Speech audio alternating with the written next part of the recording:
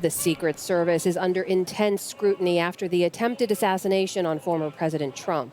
A Homeland Security and congressional probe are underway, and the agency's director, Kimberly Cheadle, is expected to testify before the House Oversight Committee next week. Yesterday, here on the floor of the Republican National Convention, lawmakers confronted Cheadle as she walked through the venue. Stonewalling attempt. You owe the people answers. For a closer look, I'm joined now by Anthony Cangelosi, a former Secret Service agent and a lecturer at the John Jay College of Criminal Justice. Mr. Cangelosi, welcome. Thanks for joining us. Thanks for having me. So the more we've learned about what happened here, the more questions it seems to raise, knowing as we do now that the shooter was able to get less than 500 feet within a former president to climb on top of a building, get a line of sight to him, and get off those shots. Do you agree when lawmakers look at this and say this was a failure of the Secret Service? Yes, it's undoubtedly a failure. You know, when I first started watching video footage of it, my first reaction is, where were these shots coming from? How can this be?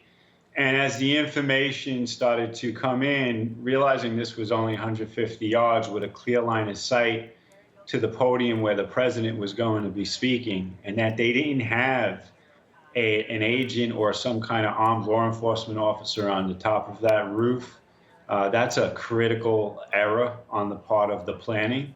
And that gap in security could have resulted in someone climbing that roof and shooting indiscriminately into the attendees on that venue. And there could have been a lot more death than there really was that day.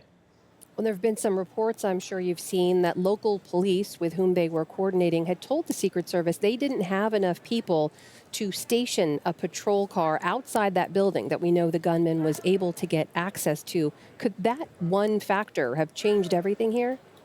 Yeah, there's a lot of planning that goes into these events. They go into, they start planning these events days in advance. And if that was known, and it should have been known, there had to be some kind of way of getting, whether it was the local police or the Secret Service, getting an agent to, stand a post on that roof to deter any bad actors like the shooter from trying to get up there and, trying to either kill President Trump or kill people in the venue. This is something that proper planning was easy. It was easy to avoid. There's questions around the planning, and there's also questions about communications in the moment. As the details have come out through reporting, it appears to be that local police had actually identified the shooter as someone who looked suspicious. They did not know he was armed, that they notified Secret Service. We understand police were pulled to try to find him, and they lost track of him. And in that time, just 8 minutes after President Trump took the stage, the gunman began to fire those shots. If that timeline is proven to be correct, what should have been happening in there that didn't? Yeah, there are a lot of questions. Like you said, if that timeline proves to be correct, was communication crisp to the Secret Service command post? What actions were actually taken?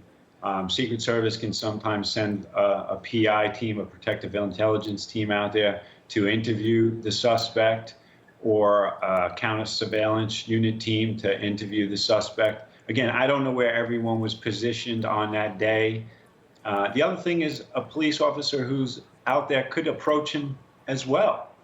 My question is, well, why didn't the police officer that saw him approach him and question him if he really thought he was suspicious? On that point, and to clarify here, when there is this kind of coordination between Secret Service and local police, as we understand does happen, where does the accountability end up? Is it Secret Service's responsibility to make sure local police are doing what they're supposed to? Look, as part of the planning stages, the Secret Service is coordinating with the local police department, and communication is always a critical aspect of that pre-planning stage. You got to try to get everybody on the same sheet so as what their duties and responsibilities are. Ultimately, it lies with the Secret Service, the protection of the president, former president, the venue itself. They're ultimately responsible. But it is true that because of manpower issues, the local police department generally secures the outer perimeter of the venue. So as we mentioned, the Secret Service director is expected to testify on Capitol Hill next week. What questions do you think she needs to answer in that testimony? Yeah, I've been thinking about that. And one of the questions I would ask is, who's the highest official in the United States Secret Service that approved that site survey plan, and why did they approve the plan without someone positioned on the top of that roof? It seems evident to everybody. I don't think you're going to find another retired Secret Service agent who doesn't think that was a critical flaw in the plan. That is Anthony Cangelosi, former Secret Service agent, lecturer at the John Jay College of Criminal Justice. Mr. Cangelosi, thank you. Good to speak with you. Thank you. You have a good evening.